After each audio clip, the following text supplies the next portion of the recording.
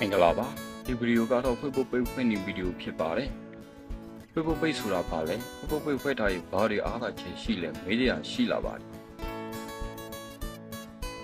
ကိုယ်ပိုင်ဗီဒီယိုတွေဖန်တီးပြီးဝင်ဝင်ရှာဖို့အတွက်ပဲဖြစ်ဖြစ်ကိုယ်ပိုင်ထုတ်ကိုယ်တွေလူသိများအောင်ကြေညာဖို့အတွက်ပဲဖြစ်ဖြစ် Facebook Page ဖွင့်ပြီးဆောင်ရွက်ဖို့လိုအပ်ပါတယ် Facebook Online စာမျက်နှာဖြစ်ပါတယ် Facebook တွေကိုဝင်ပေးလိုက်ပါFacebook တွေကိုရောက်ပြီဆိုရင်တော့ပေါ်ကမြင်းတို့ကြောင့်မီနူကိုနှိပ်ပေးလိုက်ပါဒီစခရင်မှာကပေါ်ကိုဆွဲတင်ပြီးစီမိုးကိုဆက်နှိပ်ပေးလိုက်ပါ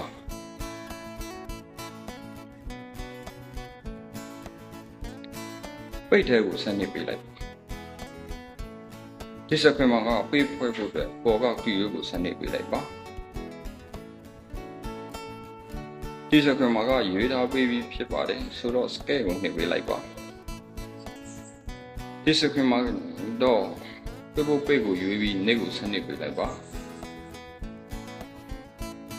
ဒီနေရာမှာကပိတ်နာမည်ကိုထည့်ပေးရပါမယ်မိတ်ဆွေတို့ကပိတ်နာမည်ကိုသိချပြီးအတည်ဖြစ်ပြီဆိုမှထည့်ပေးပါဘာလို့လဲဆိုတော့တခါပြောင်းပြီးရင်ရက်60ကြာမှတခါပြန်ပြီးရောက်ခွင့်ပေးလို့ပါခဏခဏပြောင်းနေရင်ရှာလို့မတွေ့တာမျိုးဖြစ်တတ်ပါတယ်ရေးထည့်ပြီးပြီဆိုရင်တော့ nick ကိုဆက်နှိပ်ပေးလိုက်ပါ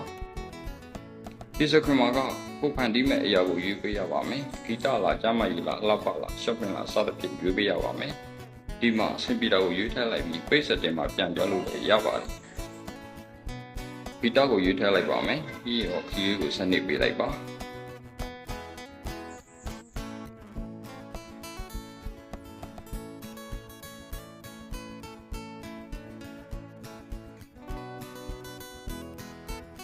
ဒီစခရင်မှာကကိုပိုင်ထုတ်ကိုအတွက်ပိတ်ဖွက်တယ်ဆိုရင်ပေါ်က promote you uploader ကိုရွေးပေးပါကိုပိုင် contact ဖန်တီးပြီးဝင်ဝင်ရှာဖို့ဆိုရင်တော့ create contact and connect with file ရွေးပေးပါရွေးပေးပြီးဆိုရင်တော့ continue ကိုဆက်နှိပ်ပေးလိုက်ပါဒီစခရင်မှာက file ကိုရေဘူးရချက်လက်တွေထည့်ပေးလိုက်ပါဆက်သွယ်ဖို့ website email ဖုန်းနံပါတ်တို့ထည့်ပေးလိုက်ပါဒီနေရာလိပ်စာမျိုးမီတွေထည့်ပေးလိုက်ပါထည့်ပြီးပြီဆိုရင်တော့နေ့ကိုဆက်နှိပ်ပေးလိုက်ပါဒီစခရင်မှာက profile ကိုထည့်ပေးရပါမယ်နောက်မှထည့်လဲရပါတယ်နေ့ကိုဆက်နှိပ်ပေးလိုက်ပါ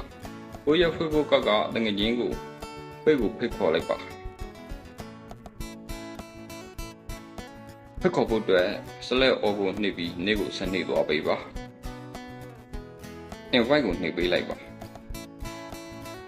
ဒီစခရင်မှာက nick ကိုပဲဆက်နှိပ်ပေးလိုက်ပါဒီစခရင်မှာက down ကိုနှိပ်ပေးလိုက်ပြီဆိုရင် Facebook page တစ်ခုရောက်သွားပြီဖြစ်ပါတယ်